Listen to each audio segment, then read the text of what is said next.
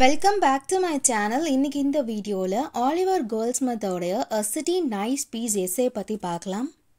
First ஆத்தரை பற்றி ஒரு ஷார்ட்டான இன்ட்ரடக்ஷனை பார்த்துடலாம்.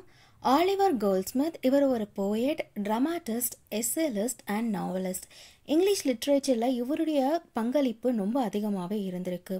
இவருடைய ஒர்க் அப்படின்னு நம்ம எடுத்துக்கிட்டோன்னா அதிகமாக இவருடைய ஒர்க்கில் இந்த சொசைட்டி பற்றி தான் வந்து எழுதியிருப்பார். அவர் என்ன அப்சர்வ் பண்ணியிருக்காரு அப்படிங்கிறத தான் வந்து அவருடைய ஒர்க்கில் வந்து கொடுத்துருப்பாரு.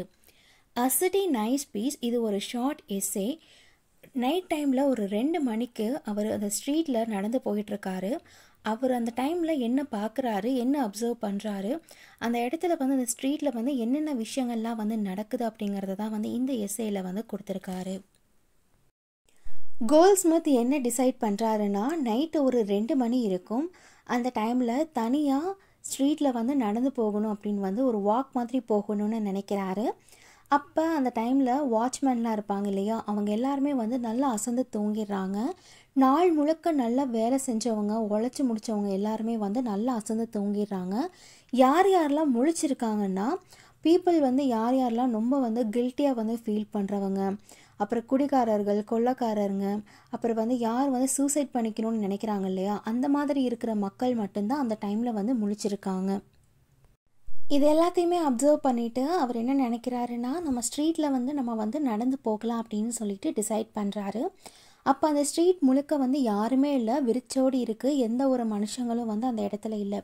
கொஞ்சம் மணி நேரத்துக்கு முன்னாடி அங்கே ஸ்ட்ரீட் முழுக்க வந்து மக்கள் இருந்தாங்க.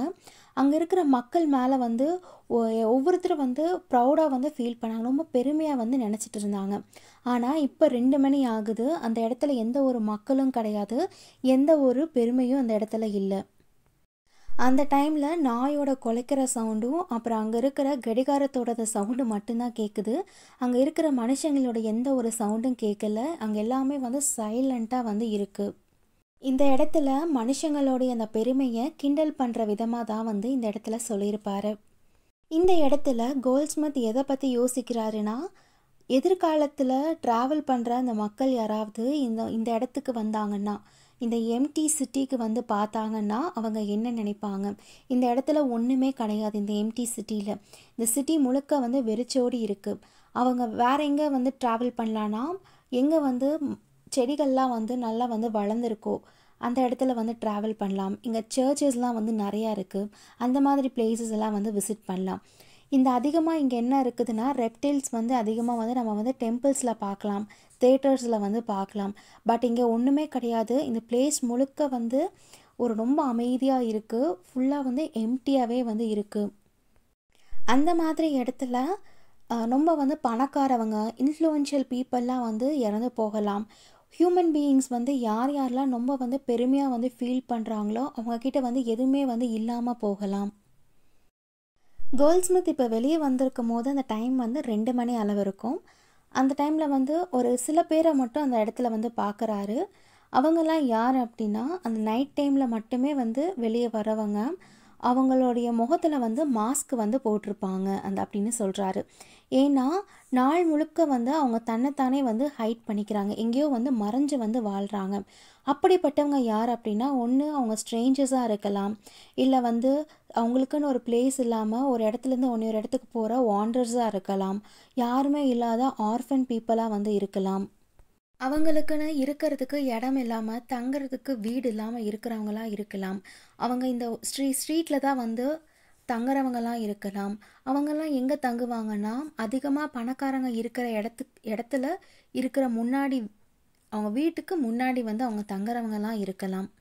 இந்த மாதிரி மக்களை பார்க்கும்போது கோல்ட்ஸ்மித்துக்கு ரொம்ப பாவமாக வந்து அவர் பார்க்குறாரு. அதுவே சில பேர் என்ன பண்ணுறாங்கன்னா, அவங்களுக்கு ஒரு உடுத்துறதுக்கு சரியான உடை இல்லாமல் இருக்கிறாங்க.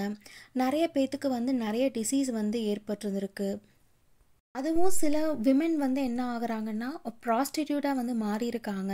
யாருக்குன்னா, நல்ல பணக்கார பையனுங்களுக்காக ப்ராஸ்டிடியூட்டாக வந்து மாறியிருக்காங்க. அதுவே சில பேர் விமென் வந்து ரொம்ப அழகாக இருக்கிறவங்கெல்லாம் என்ன பண்ணுறாங்கன்னா, அங்கே இருக்கிற வில்லன்ஸ் வந்து இந்த இடத்துல யாரை குறிப்பிடுறாங்க அப்படின்னா, அங்கே இருக்கிற ரிச் பீப்புளை தான் வந்து குறிப்பிட்டிருக்காங்க. அந்த ரிச் பீப்புள் அந்த வில்லன்ஸாக இருக்கவங்க என்ன பண்ணுறாங்கன்னா அந்த அழகாக இருக்கிற பெண்கள் எல்லாத்தையுமே வந்து மிஸ்யூஸ் பண்ணுறாங்க. அப்போ அந்த பெண்களோட அந்த வாழ்க்கை அப்படிங்கிறது எப்படி ஆயிடுது அப்படின்னா ரொம்ப வேதனை நிறைந்த வாழ்க்கையாக ஆயிடுது. அப்படிப்பட்ட அந்த வில்லன்ஸ் என்ன பண்ணிடுறாங்கன்னா அவங்க வாழ்க்கை எல்லாத்தையுமே வந்து சீரழிச்சிடுறாங்க. அவங்க வாழ்க்கையில் இருக்கக்கூடிய அந்த சந்தோஷம் அமைதி எல்லாத்தையுமே வந்து குலைச்சிடுறாங்க. கோல்ட்ஸ்மித் இந்த மாதிரி மக்கள் எல்லாம் பார்க்கும்போது அவர் ரொம்ப வந்து வேதனைப்படுறாரு. அவரை பொறுத்த வரைக்கும் அவர் என்ன நினைக்கிறாருன்னா இந்த உலகம் அப்படின்னு எடுத்துக்கிட்டோம்னா நம்மளுக்கு வெறும் இந்த வேதனைகள் மட்டும்தான் கொடுக்குது அப்படின்னு நினைக்கிறாரு. அந்த வேதனைகள் அதிகமாக யார்கிட்ட இருந்து சின்னதாக ஒரு விஷயம் வந்தது அப்படின்னா பணக்கார பீப்புள் கிட்ட இருந்து தான் வந்து அவங்க கொடுக்குறாங்க அப்படிங்கிறதையும் சொல்கிறாரு.